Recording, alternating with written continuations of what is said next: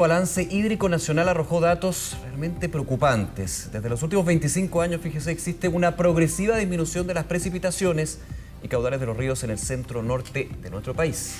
La pregunta es si Chile definitivamente se está secando, si esto se podría revertir o no, si son ciclos o si esto llegó para quedarse. Estamos con Dani Linares, que nos va a contar detalles de esto que obviamente es súper preocupante. Dani, ¿cómo estás? Buen día.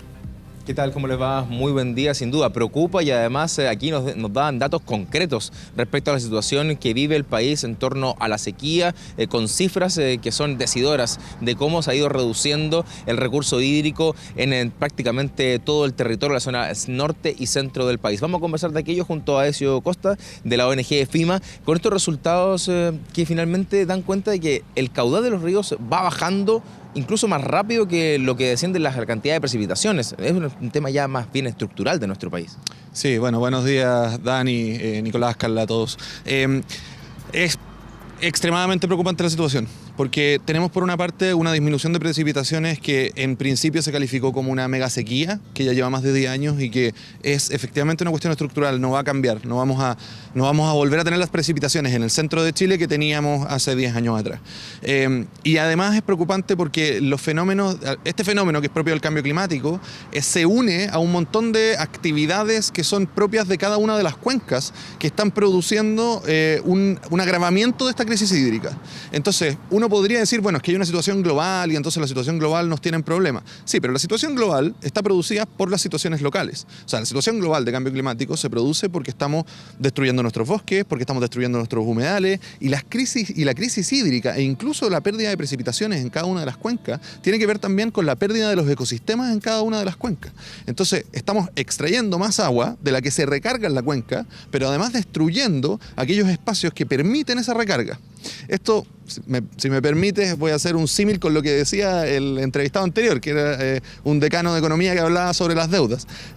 Existen deudas responsables. La deuda ambiental es una deuda siempre irresponsable. Aquí no tenemos de ninguna forma de devolver eso que estamos quitándole a las generaciones futuras. En ese sentido, en el caso del río Maipo, por ejemplo, aquí de la cuenca en la región metropolitana, que se alimenta especialmente del deshielo y que ha ido bajando su nivel de forma importante, más allá de que escasean, por cierto, las precipitaciones, pero hay una situación que escapa, por ejemplo, de lo que uno puede pensar de que esto significa solamente la falta de lluvias, sino que también hay un trabajo que se debe hacer a nivel de política pública. Sin duda hay un trabajo a nivel de política pública. La falta de lluvia es una condición que tenemos que tomar en cuenta. Entonces, una política pública tiene que tomar en cuenta que no va a llover lo que llovía antes. Luego, la regulación de aguas no puede ser la misma que teníamos antes. Pero además, como tú decías, los glaciares se están perdiendo. Se están perdiendo por el aumento de la temperatura, porque subió la isoterma, etcétera, pero también se están perdiendo porque hay actividades que los intervienen. Entonces, en el caso de la cuenca del río Maipo, está el proyecto Alto Maipo, que sigue avanzando debajo de los glaciares. En el caso de Santiago también está el proyecto de Anglo American, que pretende hacer minería subterránea debajo del glaciar La Paloma. Esos glaciares son importantes para mantener el agua de la región metropolitana. Esto no es solo en la región metropolitana, pasa en otras regiones del país. Se hacen proyectos en los glaciares y a pesar de que ha habido una ardua discusión sobre la necesidad de una ley de glaciares, no ha salido todavía esa ley de glaciares. ¿Y cómo se adapta también la política pública en esta época? Pensando que quizás estamos en una oportunidad importante cuando se está discutiendo un nuevo código de aguas. ¿Qué debe incorporar esta normativa para mejorar este recurso? ¿Cómo manejamos la poca agua que hay? Sí, la poca agua que hay, la poca agua que habrá. Obviamente, para manejar esa poca agua se requiere de una regulación que sea relativamente flexible, porque las condiciones respecto de esa agua van a ir cambiando en el tiempo, probablemente haciéndola más escasa aún. Entonces, nosotros tenemos una regulación de aguas que está basada en un modelo que se concibió en los años 80 de propiedad sobre los derechos de aguas, que es un modelo que es muy rígido y que además toma como paradigma que los privados, dueños de esa agua, van a ser aquellos que van a decidir en el fondo sobre la gestión. El Estado, y junto con el Estado, el pueblo de Chile, la democracia, tiene muy poco que decir respecto de esta gestión de agua que hacen los privados en el sistema actual. Entonces, un cambio en la regulación de aguas, sin duda tiene que devolverle a el Estado, al bien público, la posibilidad de decidir sobre cómo se usa el agua de alguna forma. Y esto no significa quitarle el agua a nadie. Esto significa poner primero la necesidad de proteger el agua, las cuencas y los derechos de las personas, y después la productividad, que por supuesto es importante. Eliminar la perpetuidad quizás de la administración del recurso y que esto sea evaluable cada cierto tiempo en la medida que veamos que no se están ocupando de buena manera. Por supuesto que hay que eliminar la perpetuidad. O sea, los derechos de agua que fueron entregados en los años 80 y posteriormente son todos los derechos de agua. Hoy en día no existen prácticamente derechos de agua superficiales que se puedan pedir en Chile.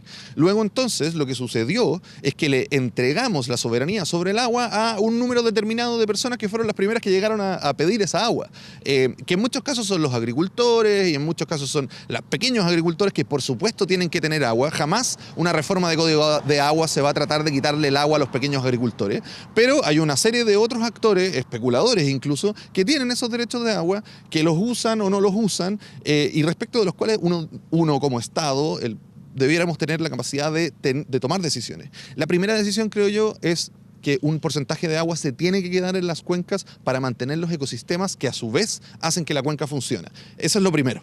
Después de eso hay que darle agua a las personas y luego hay que producir, por supuesto, y hay que producir de la manera más eficiente posible. Este sistema que tenemos, si bien tiene algunos ribetes que podrían apuntar hacia la eficiencia, la verdad es que ha demostrado que tiene muchas fallas, entre ellas que ni siquiera la Dirección General de Aguas sabe cuánta agua está entregada ni a quién. Y con esa falta de información es imposible gestionar el recurso. Eso y en lo cotidiano, nosotros ¿qué podemos hacer para ir cuidando el recurso hídrico, para cuidar el agua? Porque también se habla, por ejemplo, no sé, de ducharse menos tiempo, en fin, pero también hay otras medidas que apuntan también a poder mantener la poca agua que tenemos disponible y que, claro, con el tiempo se va a hacer incluso mucho más crítico. Claro.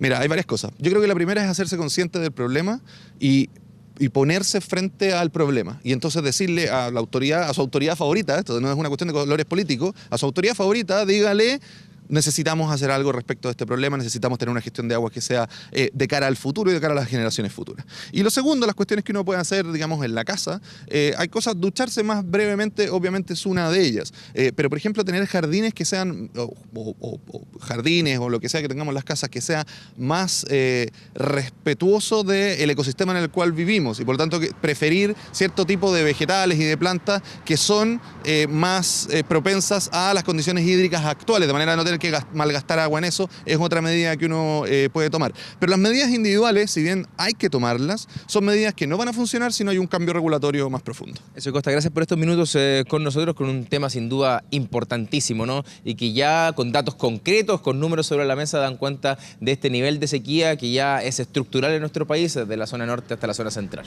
Claro, Dani, y también tomar conciencia que uno puede hacer un cambio, aunque sea pequeño, pero se va sumando. Muchísimas gracias nuevamente, que estés bien. Chao, que estén bien, buen día. Chao, buen día.